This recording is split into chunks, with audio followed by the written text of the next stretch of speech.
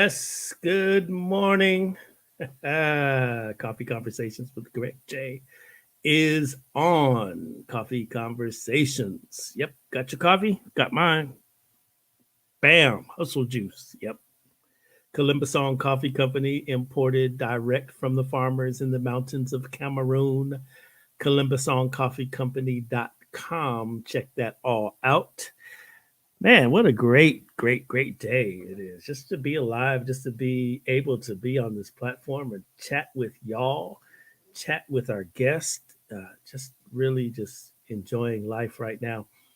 Uh, Thank you so much for listening. This is Coffee Conversations with Greg J. We're on Spreaker, iHeart, Apple Podcast, wherever you get your favorite podcasts. Go ahead and download the audio version.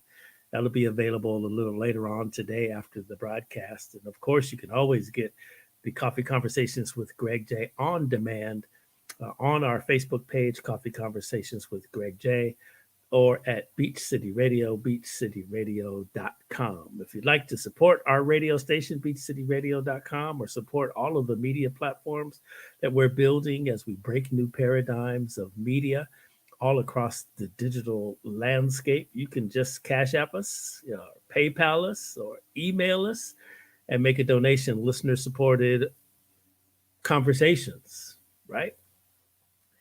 We're just trying to do our thing, man, and just spread culture all across the world. That's what it's really all about. Bring you inspiration, bring you information in an innovative way from a global perspective, from our perspective, culturally relevant. That's what we're doing. Coffee Conversations with Greg J. Man, it's interesting today. We have a very strong topic. And, the nation is in recovery, right? That's what they're saying. I mean, people are getting the vaccines and businesses are beginning to open. Major venues are beginning to open. I saw some headlines where Live Nation was talking about they were going to start concerts soon. Uh, for that, me and a lot of people I see out there on social media saying, hey, man, not so fast, not so fast. We got the vaccinations and all of that, but it's not instantaneous, right? We're trying to get to the level of healing that we really need to be safe and get rid of this pandemic. I haven't gotten my vaccination yet. I'm still a little apprehensive. I know. But you know what? Through the platforms, that's why we've had Dr. Anissa Davis, who's the City of Long Beach Health Officer. She came on here. Soon and very soon, we'll have some state health officials coming on to talk about the vaccine. We have some global health officials that'll be coming on and just give us the information so we can all make up our minds on our own. And so while we're getting our health together, while we're slowly but surely going back to our offices or back to, I guess, sort of a sense of normalcy. Can't really say sense of normalcy because what's normal anymore, right? But the word of the street is recovery, COVID recovery. So in the business world, what does that really mean, recovery, right? You got a lot of relief grants. A lot of businesses suffered, man. Some of your favorite restaurants have closed and gone away forever. Some of your businesses are, uh, struggling, man. I mean, especially in the Black community, in minority communities, people of color, access to resources or, whatever the world circumstances are, you know, is it more difficult for us to pivot? There's some great success stories out there. What do we do now? We've lost a lot of money being safer at home or whatever, especially if you have a retail establishment. So what do you do? I don't know. So today you're just reaching out, to different people and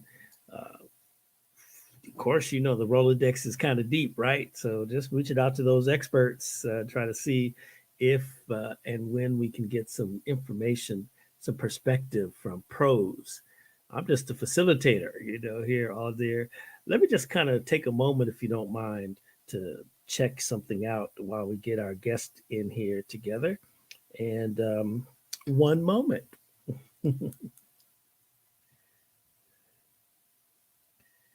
Okay, let's see.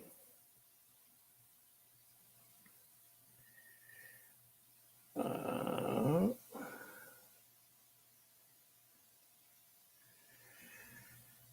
okay, yeah, the available technology, we getting there, we're getting there. But businesses are suffering while we get our guests in order here. Bear with us for just a few minutes. We're gonna be all right. You know, how did it sound off for us, man? Did you, if you're a business owner, or how did you fare? How did you pivot? Give us some examples of what you did. Just hit us up in the chat. Coffee conversations with Greg J. Talk about it, man. How did you pivot? How did you make a difference? How have you survived? Are you doing okay? I saw some legacy businesses that were talking about totally moving out of state. Been here for generations. Situations and circumstances around the community have changed, and they are saying, you know what, I'm really seriously considering moving out of here and setting up shop somewhere else. I know people have talked about it. We've talked about it here on Coffee Conversations with Greg J. We've talked about, whether or not to expatriate to, the continent. What does that look like? But then there's others say, you know what, I'm rooted here. I'm going to keep on being here, and this is what it is. Um, if y'all just hold on for one quick second, let me just see how we could make something happen here. We are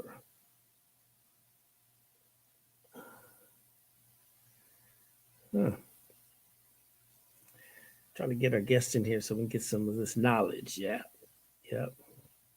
Lynette said, thankful to be working from home. How's that working out for you, Lynette? I mean, you know what? That's actually going to be the new normal. And I think there's businesses out there who are just saying, you know what, just stay home. Uh, just stay home. Uh, Let me just ask this question. Stay home and work from home. Google and all those mega, there's a couple other mega corporations who are like, okay, we're not going to open up till next year, because it's easier. And, there's other articles I've seen in business periodicals and everything that are saying, um, are you that are saying, hey, this is the new normal that you can expect to be working from home all the time. That's just what it's going to be, and I guess that's okay. It's cool. Safer at home. There it is. Just trying to get these.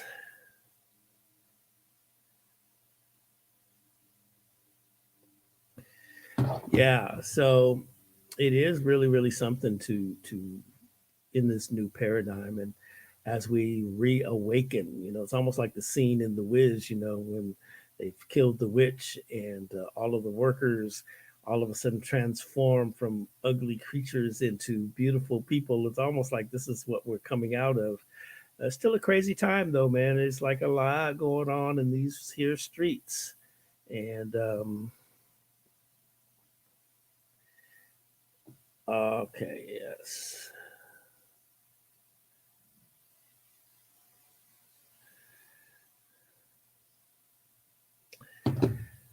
Thanks for hanging out with me. We trying to get it going, y'all. It's all right. If you're in a rush, you can always come back. It's gonna be here. I'm not going anywhere. I want to tell you, listen, since we're talking about virtual workspace and everything, we're also very, very happy to be producing the virtual gala for the Long Beach NAACP that's going to be hosted by Pat Prescott. And, we're saluting 80 years of that branch of the NAACP. And they are, you know, saluting their scholarships and all of the work that they do in the greater Long Beach, California area. But that's got to be virtual, and we're producing that at Dream Creator Studio. We're also working with the Arts Council for Long Beach. They are going to do a virtual presentation of their state of the arts. We're thankful to be producing that. We've got a couple of other announcements that I won't be ready to announce quite yet, but shoot, just know that the virtual space is what it is. Let me take a poll. I know there's a few of you on there. Just hit me up inside the chat. You know, would you pay for a ticket to see a music artist in this virtual space? I know it's out there, and it's a conversation I've been having with a lot of my music industry friends. You know, is it feasible? Do black folks buy tickets? Yeah,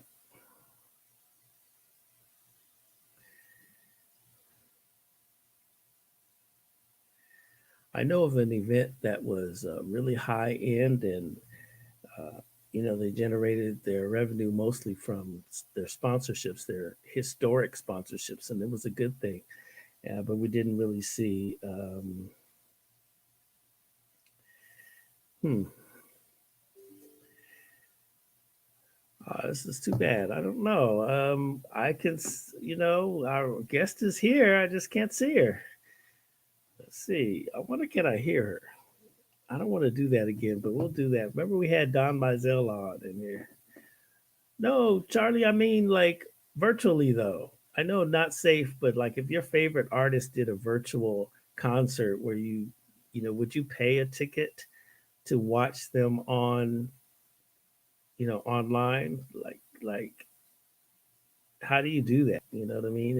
It's really so. we were just talking about the uh, NAACP gala that we're producing here. That's coming up this Saturday at 6 o'clock. Hold on one sec. Hello, I am on the air right now, so I will call you back as soon as we're done. Okay, all right. Yeah, so that's what's up.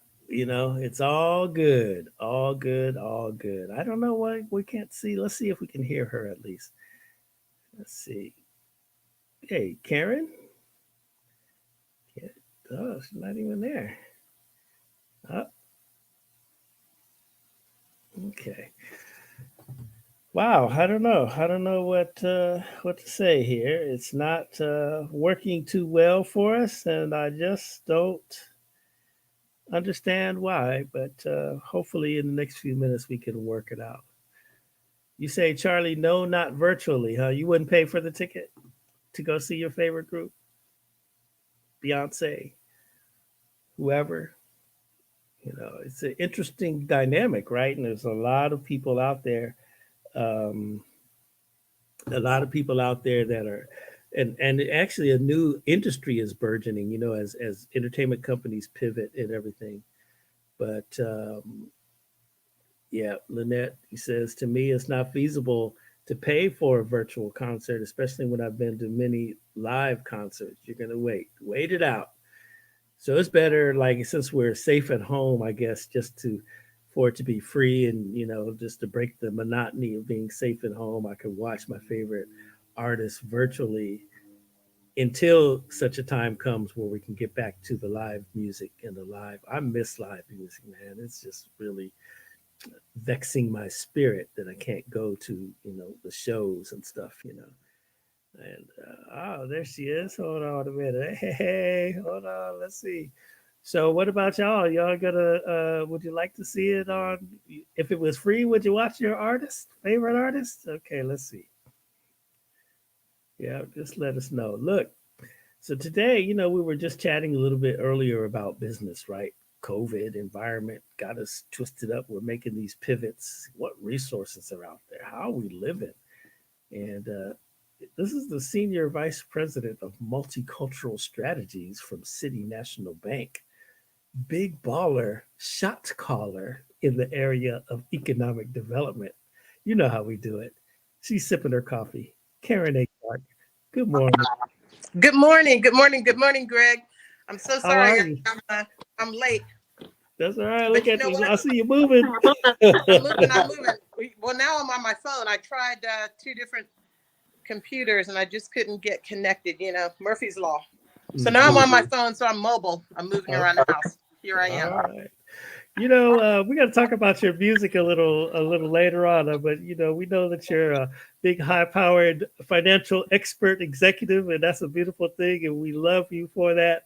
But we also know that you are an exceptional singer, songwriter, producer, just an artist. And right now, as we were, trying to get our stuff together here, we were talking about virtual concerts, and I was asking the audience is it feasible for them to pay for a concert virtually? And, do they like the virtual experience as a concert? Now, as an artist, what do you say?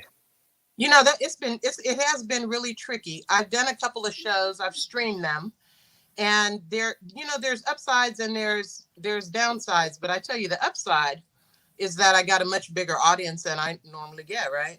I mean, it's worldwide, it's thousands of people. The downside is that I wasn't charging anybody to see my show, um, streaming, and so all of the expenses came out of my pocket. I wasn't able to recoup them, and so that's kind of the downside. It's been tough on artists. It's been really, really hard.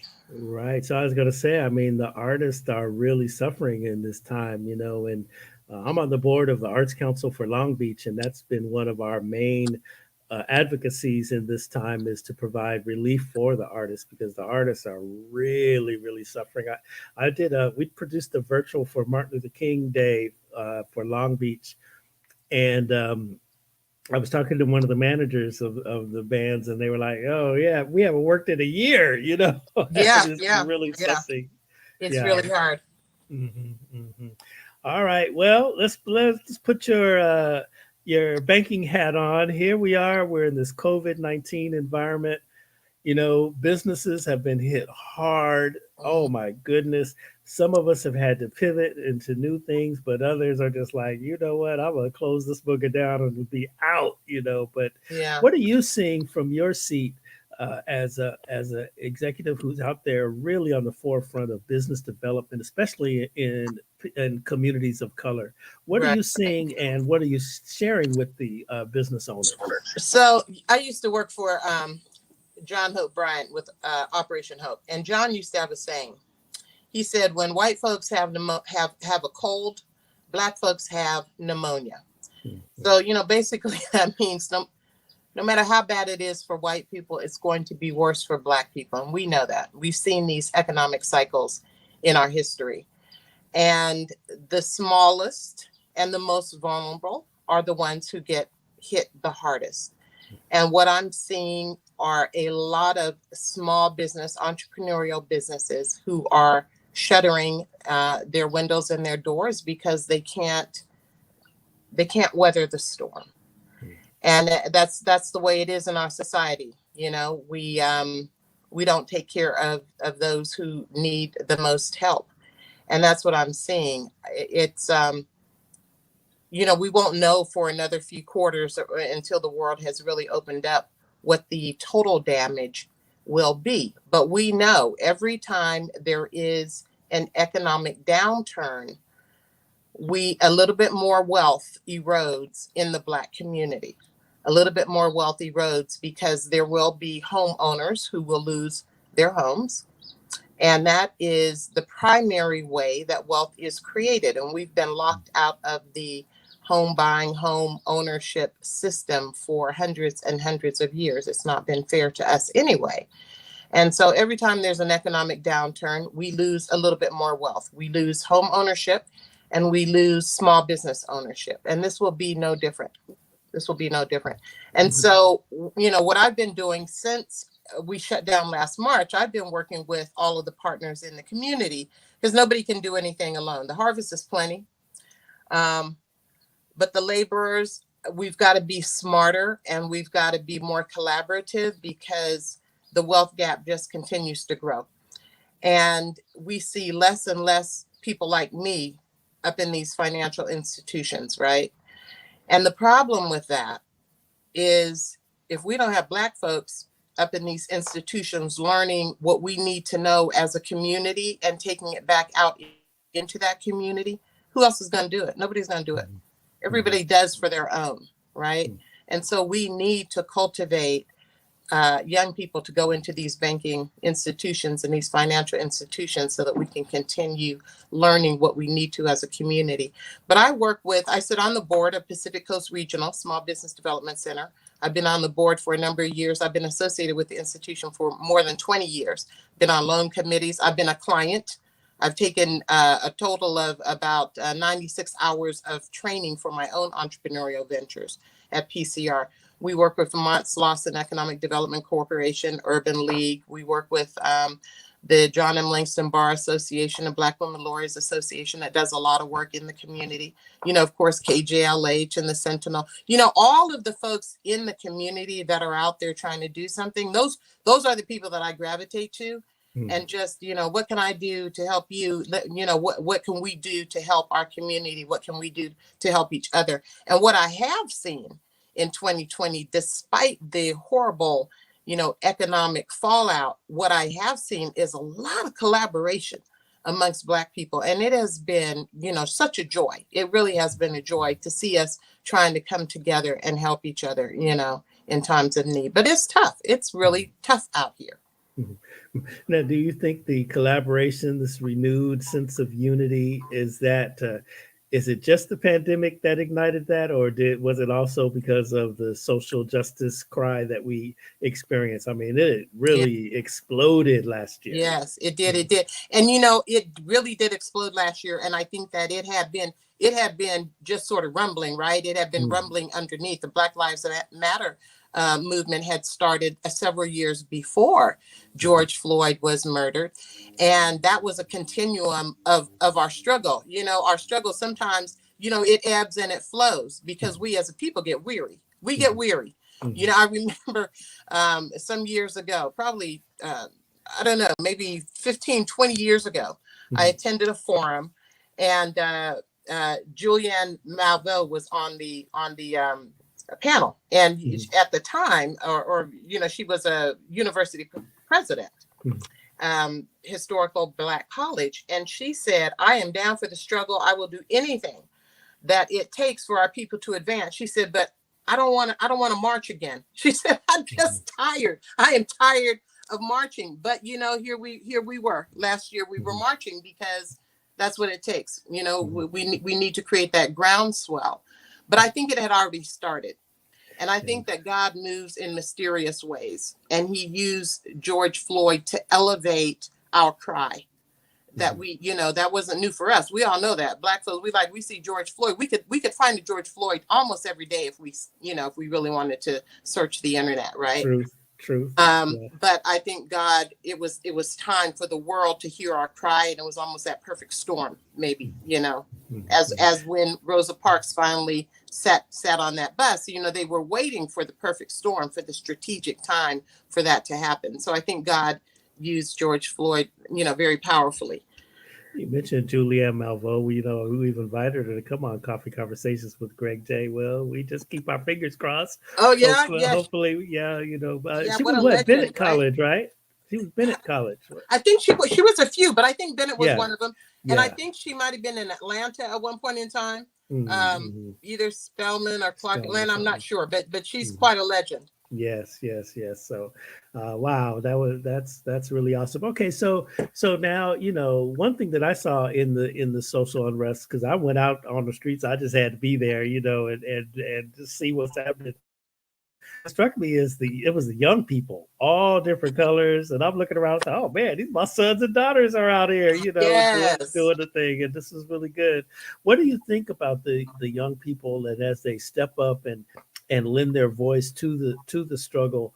Are young people paying attention to business development, entrepreneurship, all of that? What do you say? Yeah, it's interesting, right? Because I think each generation has something to do with informing the next generation. And when you look historically at human movements in the world, they typically start with young people. They typically start on college campuses or even, high school campuses. And what we're seeing, I think, is an acceleration of young people getting involved because I think things were so egregious in our, over this past 4 years, right? It was just so much negativity going on at the same time. And it was just an assault on everyone. Everybody was feeling marginalized and attacked to some extent because of the, sort of negative, all of the negative vibes coming out of Washington, D.C. And I read an article shortly after 45's inauguration. And I was really distraught, as I'm sure a lot of people were, having heart, palpitations and everything. Right. I'm like, oh my God, he's going to throw us back into slavery. I mean, really, you don't know, right? With the stroke of a pen, so much can happen, and so much has happened in this world with the stroke of a pen. So I was all disturbed. And I read an article, and this author said that the incoming administration was going to accelerate the change in our systems in the United States, because this article, and this was way back in, January of 2016, it said that this administration was going to anger so many different groups that even the young people, younger and younger, below the age of 18, were going to rise up and, protest. And we saw that with the climate change. We saw that with, Black Lives Matter. We saw those young people out there, right? And then we saw those of us who thought we didn't have to do this again. We were out there too. We saw, like you said, every color. We saw people around the world. It was a perfect storm. But I think that this past administration had ignited so much hate and so much negativity that there was just a natural reaction from people who wanted to rebel against those notions, And so I have a lot of hope in this generation coming up, the next few generations coming up. I have a lot of hope because the covers have been pulled back to a certain extent, right? Like I said, we all knew what was going on here in the United States, but the cover has been pulled back. And so people who even lived here and didn't realize or understand, they see what the truth is. And so I do have a lot of hope in the generations coming behind us to right size things and to create more equity. I tell you also, Greg, I was on a call a few weeks ago, and it was a call with people from around the globe. And it was mostly Black people. There's some white people on there. But this sister was saying, and she was in Ghana at the time, but she was in Nigeria, but she was born and raised in Kenya, but she was living in Nigeria. And she was so heartbroken. She said, as we watched the whole Black Lives Matter movement in 2020, she said, we were so disheartened as Africans, because she said, we didn't know that you all were so oppressed. She said, we have been looking to U.S. Blacks as the gold standard. That's where we want to get to. We thought there was equality and equity. And when we saw what really goes on there, she said, we were so disheartened. It's like, oh no, if the American Blacks are not yet living, equitably, what does that mean for the rest of us around the world? And so there's so many eyes on us, right? There's so many eyes on us. And I think that as long as this light is shining, we have to push as hard as we can to move the needle, because the light will dim. We know that it's going to go away. And, as soon as folks feel like they've done enough, or as soon as it gets quiet enough, the light will go away. But as long as we have this light shining, and as long as we have so many people interested in this movement and this cause, we all need to do something. And it doesn't matter which cause you're a part of. If you do something. And you can look around your neighborhood, you can look in your family and see something that you can do for somebody to make a change in this world. There is no excuse to not participate and be a part of something good. It's just too easy. It's too easy. There's so much that anybody can do to help another person. And that's what inclusive leadership is. And we all need to be inclusive leaders. If Harriet Tubman can do it, by God, she could go back and include other people time and time again under that peril. We sitting here, with more advantages, even in a pandemic, even being, the lowest class citizens, perceived in this country, we still have more advantage than most people in the world. And we can do something with that. We can help somebody. And it's the silent majority that allows bad things to happen in history. It's that silent block that's afraid to move, that's afraid to do something, that allows bad things to happen in this world. And so we all have to play our part, no matter how small that is. We've got to do something. Mm-hmm. You mentioned inclusive leadership. I really like that term, and it just brings to mind. So, in this era of social justice, we see all of the business community is like throwing all this money out there for. Oh man, we want to be more equitable. We want more inclusiveness. We're looking for the stars of the African American stars of business in these various communities and everything. Programs are sprouting up everywhere. It's just like off the chain, right? Right. Lip service or long lasting? Wow, Greg, I don't think it's black and white. Mm-hmm. I think that it's everything on the spectrum. I think that you got lip service and you have true intentionality, right? True intentionality. But it's interesting because it's almost like if you're a publicly traded company, you couldn't afford to not say something. You couldn't afford to not make some kind of statement, right? Now, if you made that statement and then followed it up with nothing, then clearly that's lip service. I mean, because if nothing else, a company can do something for its own employees, right? Even if they're not equipped to make a change in the world to impact, Black businesses or home ownership, they can do something for their employees. Mm-hmm. And if they don't have any employees from, communities of color, they can hire some. But companies who said something and followed it up with nothing, that's lip service. That's lip service. The other thing is that the proof is always in the pudding. So we have these struggles. We have these flashpoints and, we have these civil unrests. They occur from time to time. Sure. And when the dust settles and you look 10 years ahead, what's happened? And in this case, we're still talking now about Black representation at executive levels in, big companies. Mm-hmm. We're still talking about the gap in, wealth, the lack of home ownership in the Black community, the lack of sustainable small businesses. Mm-hmm. And so a lot, I think, of what has happened and occurred and supposedly been addressed as it relates to Black inequity in the United States has been a lot of lip service. Mm-hmm. But we also see that other communities have gained from our struggles. Mm-hmm. And so, the country can make change. I think sometimes it's just the Black part that gets in the way. It's the Black part that gets in the way, because time and time again, we keep having the same conversations about the same issues for Black people.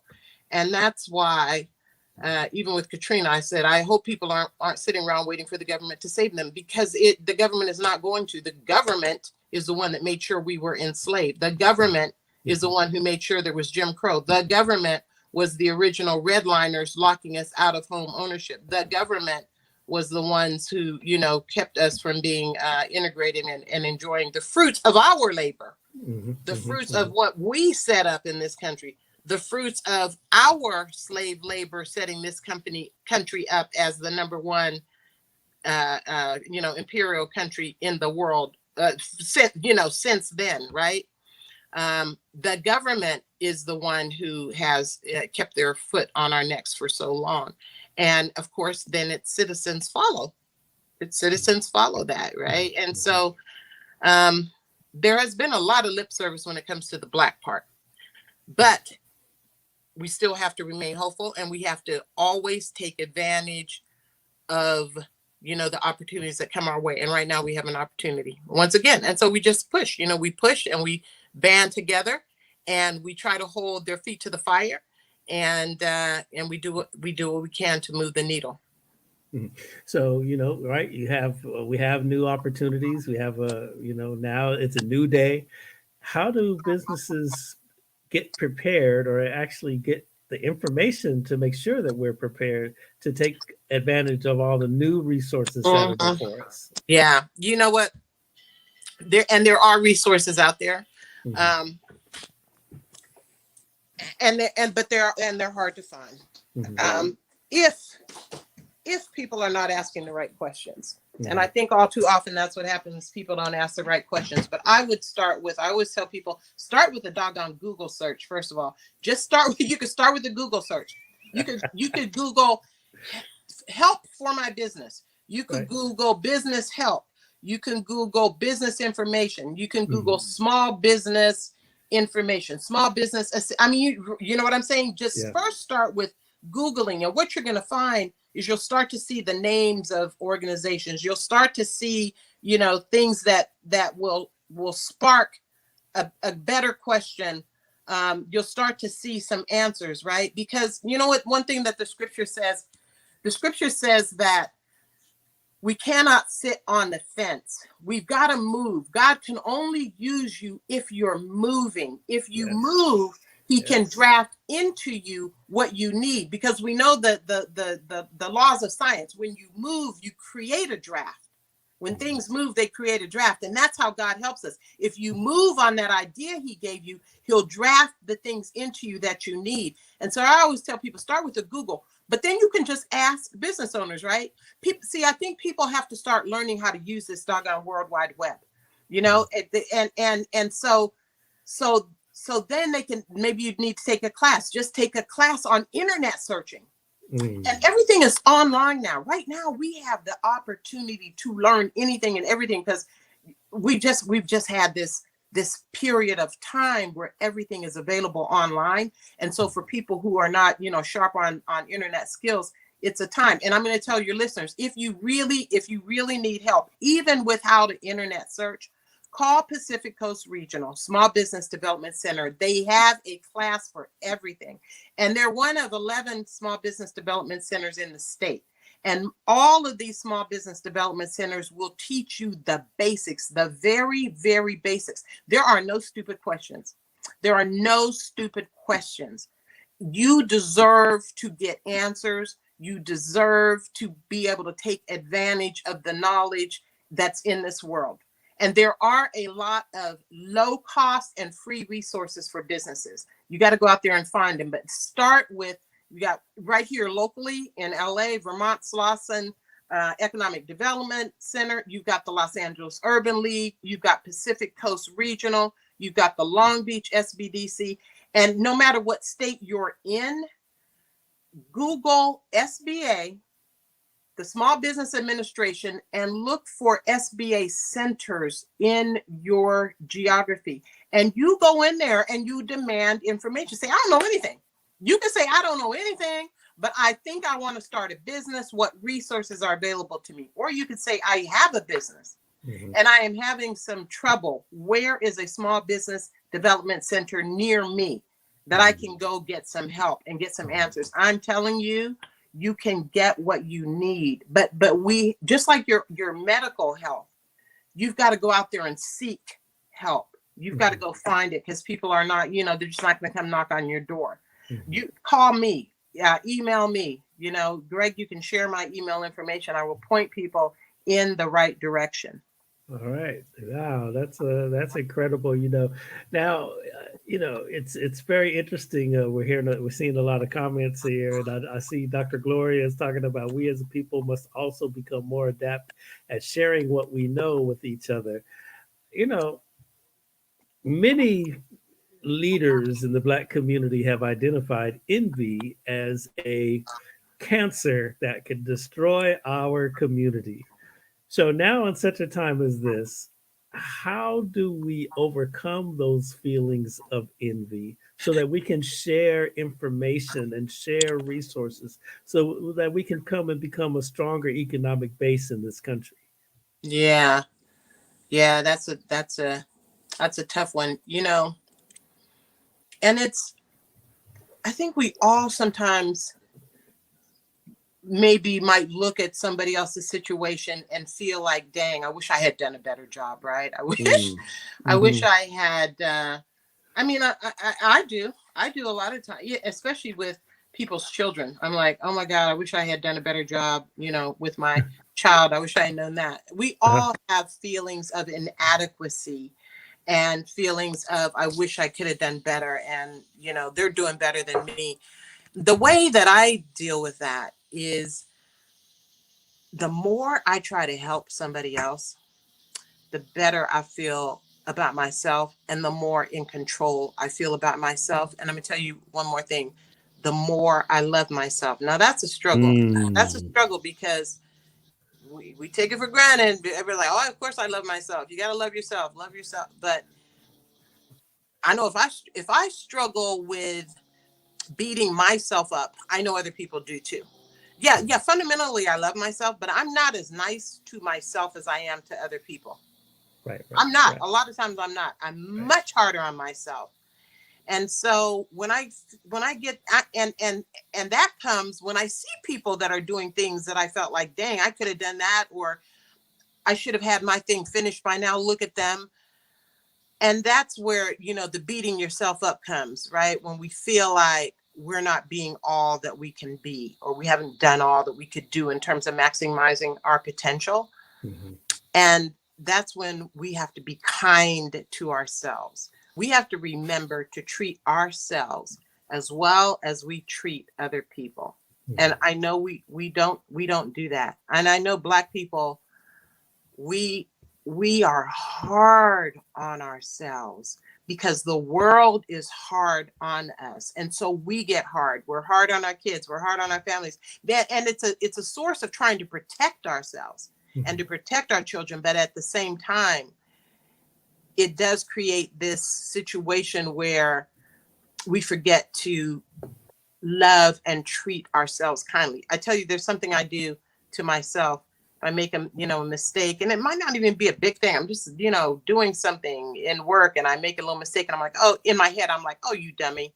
And then I have to remember, quit calling yourself a dummy. Why would you Mm. do that? I don't call other people a dummy, not even in my head. I don't. Right, I don't think right, it's nice.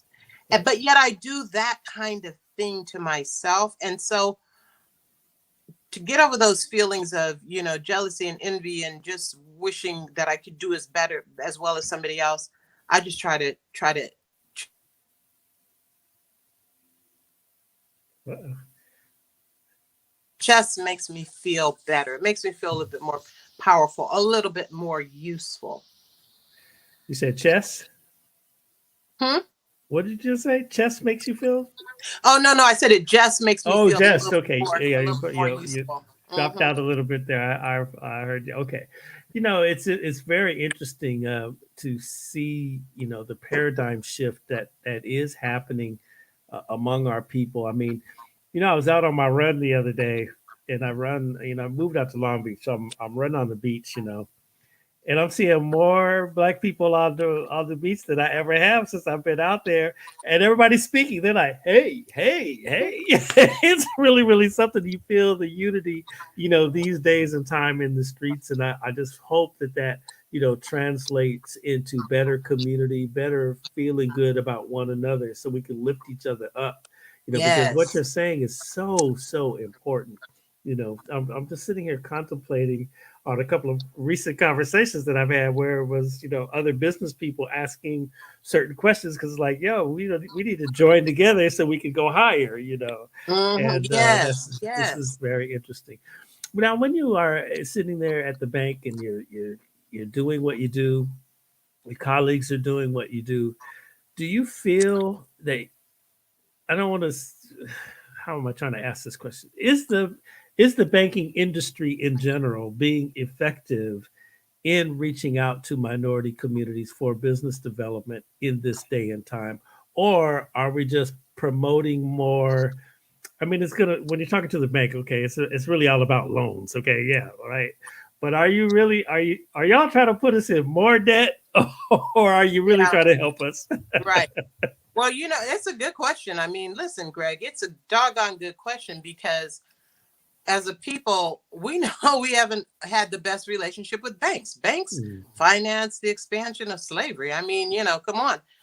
And then banks, followed right along with the government's, edicts and, segregation and all of that, right? So we Right. didn't have opportunity to use banks. And I'm gonna tell you something very interesting though, for Mhm. your listeners. Please look up the Freedmen's Bank, because Ah. President Lincoln, 4 weeks before he was assassinated, he established what was called a Freedmen's Bank for freed slaves. And that bank, because he realized, and remember, President Lincoln signed that Emancipation Proclamation because he realized the country was going to be torn up if slavery wasn't ended, right? I mean, it wasn't all about benevolence. It was about doing the right thing, but it was about doing the right economic thing. And what he knew is that if you just let a bunch of people free and you don't provide them with any means to take care of themselves, they can't read and write. What's going to happen, right? They're going to become a burden on society. So established this Freedman's Bank that was for freed slaves to be able to safely deposit and hold their money. But all because remember, you had sharecroppers, you had people in the army, you had house Mhm. cleaners and laundry people. You had some Black folks that were making some money, but he also, with this Freedman's Bank, declared that Black people would get financial education. They were supposed to get financial education. He was assassinated. And the other thing that President Lincoln established was a charter. And the charter said that none of the money that was deposited could be used to invest in any risky ventures, only low government grade bonds. And he established a trustee board. He was assassinated very shortly after that. And the trustee board went wild. And those freed Black people in 37 branches of the Freedman's Bank across the United States in 9-year period saved $12 million. And in that time, now what that is worth today, but go look that up. My facts are up, but they saved millions and millions and millions of dollars, Mhm. which those trustees invested in their own risky ventures, lost all of that money. Frederick Douglass stepped in the 10th year and with his own money tried to save the bank, but could not.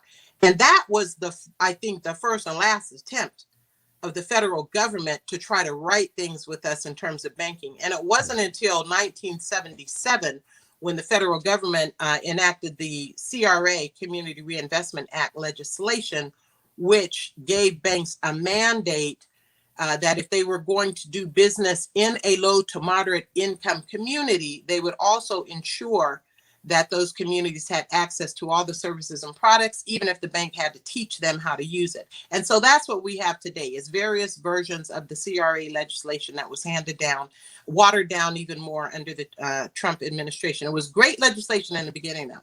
It's just been, tampered with. But legislation, it always comes down to legislation, right?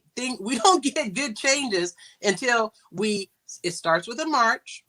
Mhm. Then it, escalates into something greater, and then there's court fights, and we finally go to the Supreme Court, and we finally get a ruling, and then we Mhm. fight for what we won. We're still fighting for the 1964, Civil Rights Act.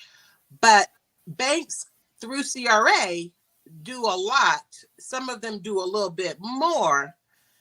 But the problem is, Greg, once again, if you don't have your interests being represented at the table. So if we don't have Black folks at the table, brown folks don't have brown folks at the table, Asian folks don't have Asian folks at the table, that legislation and that money, it gets utilized, but maybe without that diverse thought of how best it's utilized. There's a piece of it missing. There's a reason why diversity and inclusion, why diversity is important. Diversity is important because it means the presence of difference. And when you have the Mhm. presence of difference and you've got people with different backgrounds, different thought processes, different education, degrees, you've got different people that are trying to attack a solution, and your solution is always going to be better because you had so many different mindsets attacking it, right? As Mhm. opposed to having a problem and 10 people who all think the same way. Yeah, they came up with a fast, great solution because they all thought exactly the same way about it, right? So that's why the research tells us that you will get better bottom line productivity when you have diversity at the table. And so that's why we need folks like me up in these banks so that we can persuade and influence and make sure that the tools that are available are being used optimally for our community. And the thing that would be even better is if all of these mainstream banks would come together to come up with a real solution, a real initiative around Black home ownership and Black business. See, if all of them were attacking it together, we'd get someplace. But then you got that competition and and Sure, everybody got a different product. Exactly, Yeah. exactly, exactly. Yeah. But we've got to get to the point of home ownership for Black people. That is how wealth is created. And Bob Johnson, I heard Bob Johnson say last summer on one of these Zoom calls, he said, if you really want to solve the problem, if you really want to do some reparations, give all Black people a piece of land and a home. We done deal. We will close that wealth gap immediately. He said, but y'all ain't gonna do that. Y'all don't want to do that. Right. You want to come up with all kind of initiatives and blah blah blah. Yeah, you mentioned the Freedman's Bank. We put the link in the chat there for y'all to check that out. At your leisure, get that information. It's interesting you mentioned President Lincoln because we were just watching. So on Netflix, I think it is. Will Smith's got a show called, it's a mini episodic called Amend, and it's talking about the 14th Amendment, right? And it's very, very interesting. And there's a segment in there where he talks about how, we do regard President Lincoln as this benevolent president who, going to free the slaves. But it was out of economic necessity. And not only did he establish the Freedman's Bank, right? But also he was trying to get all the Black folks, after I free you, y'all need to go down to Central America somewhere. He was trying to, really get us out of the country because, even though the government freed us, we were not wanted here. And so, it's, man, really something. That's a piece of our history, y'all. Mm-hmm. It is so painful. It is such a painful piece of history, Mm-hmm. And it cannot be erased and it cannot be forgotten because it impacts us every single day. Our families, it impacts our Black families. And it just amazes me how, you have these, different, just different people who will criticize and look at the Black community. And I'm like, really? I mean, are you really amazed at the condition that shape we're in? And given what we have had to struggle through and with no resources, and you destroyed our families. You just completely destroyed them from the root. Right. From the root. Wow. You ripped us out and destroyed our families from the roots. And yet you wonder why we're dysfunctional. Mm-hmm. That's interesting because a lot of times when we talk now, we're in a time where a lot of immigrants are coming into our community. We at Dream Creator Studio, Hannibal Media Group, we're dedicated to building a bridge of music, arts, and culture between Africa and America, African America in particular. And one of the a lot of my African friends, continental African friends will say, there's so much opportunity here in the United States. Why haven't you all, taken advantage of everything that you can do here in this country? And it's a profound question. But what you just said is the epicenter of the difference between us and them. The one thing about it is that they have been able to preserve their culture, their traditions, their family, the family unit. If you look at all of these immigrant groups, the family unit is intact. Yes. And that's everything, right? It is everything. Yes. And marketers and all these different people, they think that for some reason family is not important to us.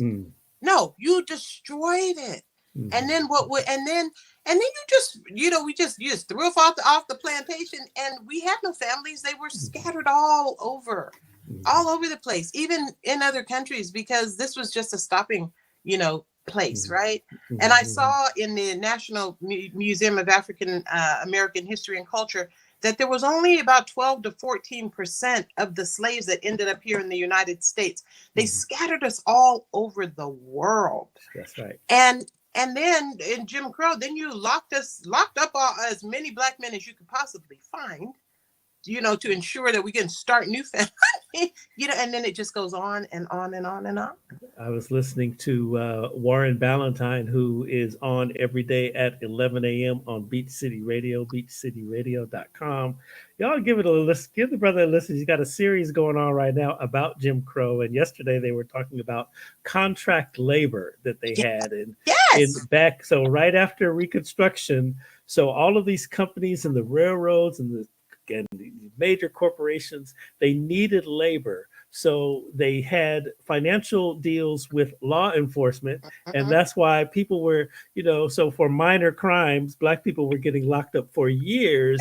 And then as part of their sentence, they had to work at these corporations. And so slavery was illegal, but they used contract labor through the penal system in order to build their institutions here in America. Man, see, yes, they that's did. American history. Minor, quote unquote, crimes often were not crimes at all. And the ones that were, it's because, I might have needed to steal a piece of bread, because my whole family's hungry and you've provided no means for me to take care of them.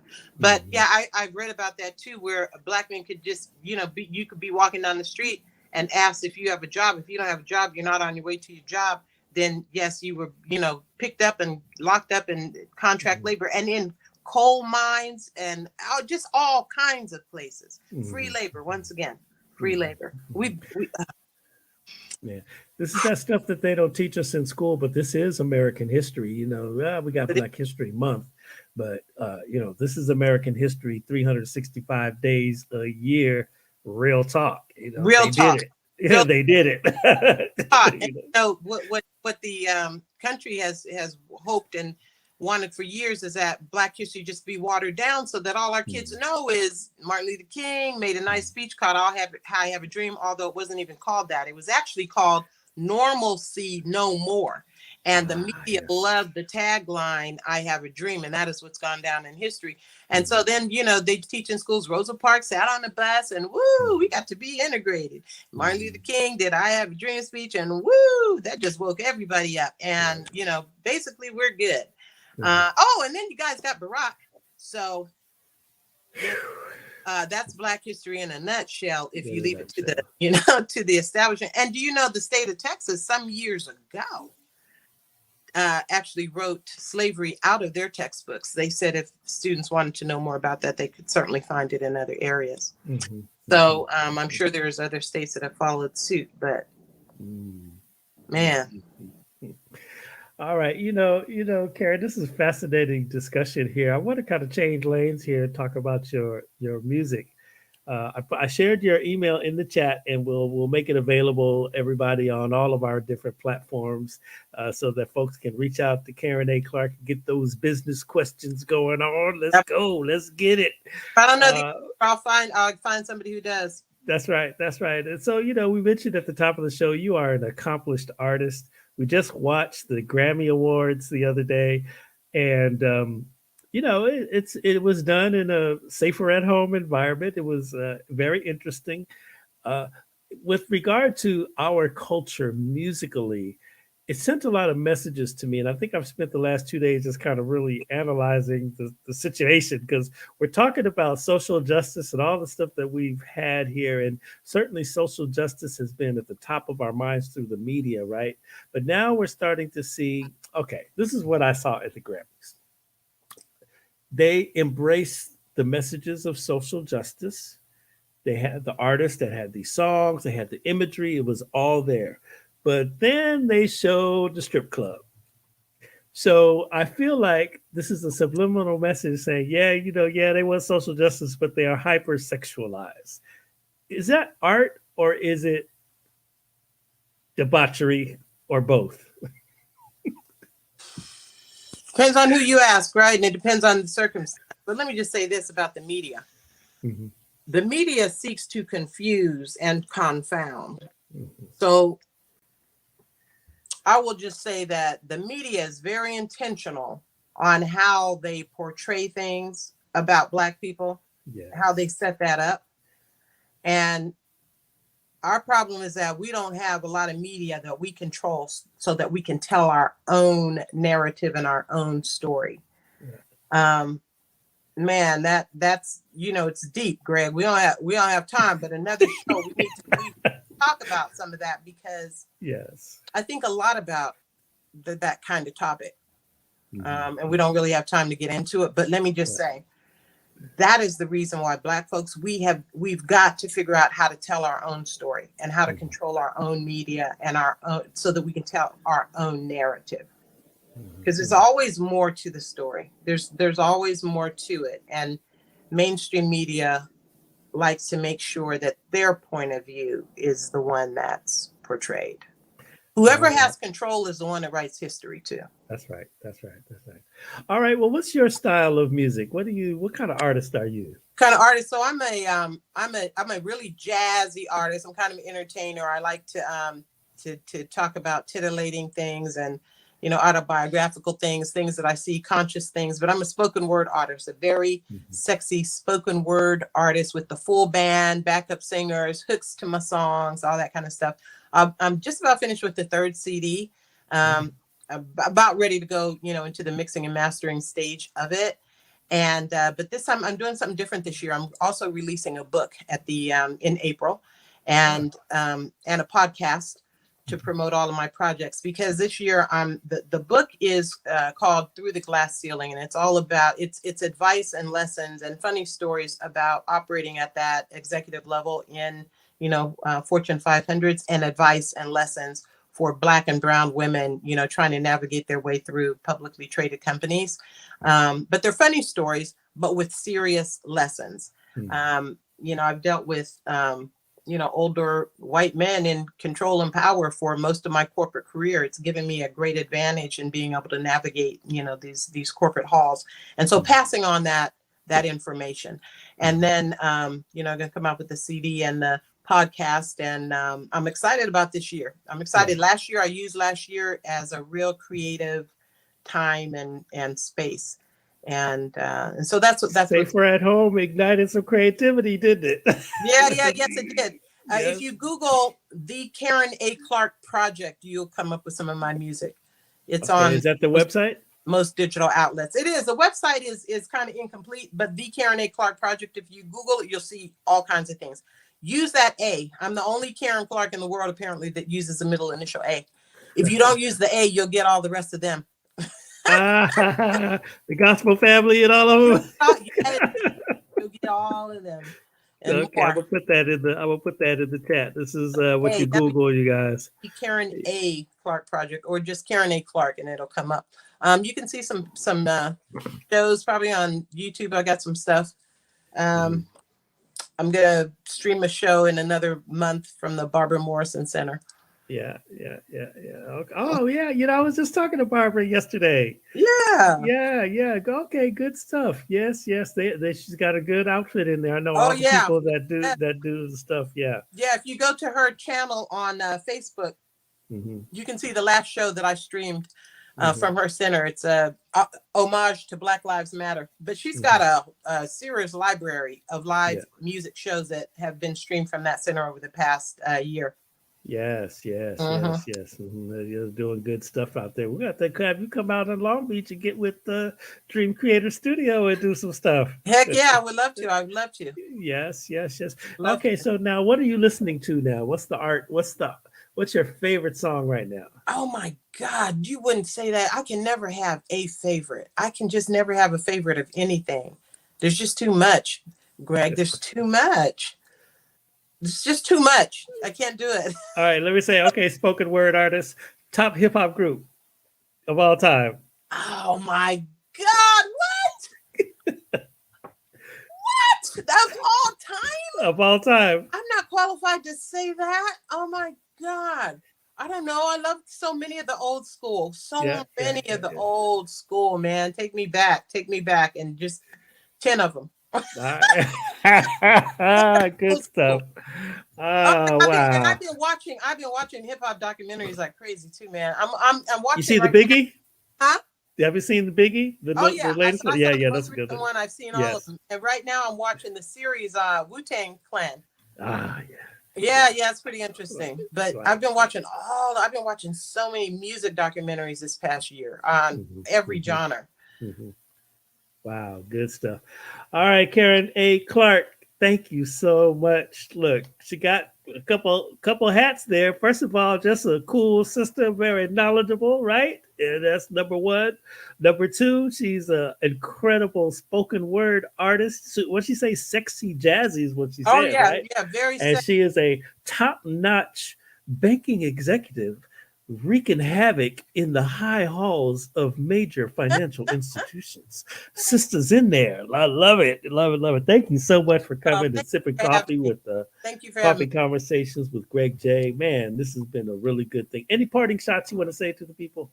Oh, I just want to say, man, I hope everybody has a great day, has a great year. And there's been so much pain and suffering out there, man. I just want to send Mhm, you a virtual hug, everybody, and mhm. God bless you. God Yes. bless you. Yes, yes, yes. All right. On that note, we just going to take you out. You can see this. It's on demand on the Coffee Conversations with Greg J on our Facebook page. You can listen to the podcast. We're now podcasting the audio only. On everywhere. You can get iHeart, Apple, Spreaker, Stitcher, you name it, just find it. It's right there. Coffee Conversations with Greg J. You can take it with you. Somebody was telling me, you know what, I want to listen, but I can't just watch it. I got to be moving around the house and whatnot. Well, guess what? Now you can just do it, plug it into your phone, into your earbuds, and listen to the various conversations that we're having from all over the globe. You can support us too, Beach City Radio, beachcityradio.com. Cash App us, PayPal us, whatever, listener supported. This is public media as we grow and emerge and create new broadcast platforms. I've had a couple of high level broadcast professionals call me and just say, man, Greg, we're doing the doggone thing over here.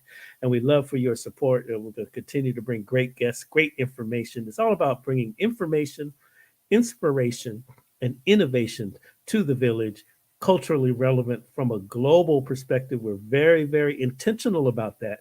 Global. We want the internet all over the world. That's what we're doing. And with that said, love one another. Love one another. Love one another. Peace and blessings.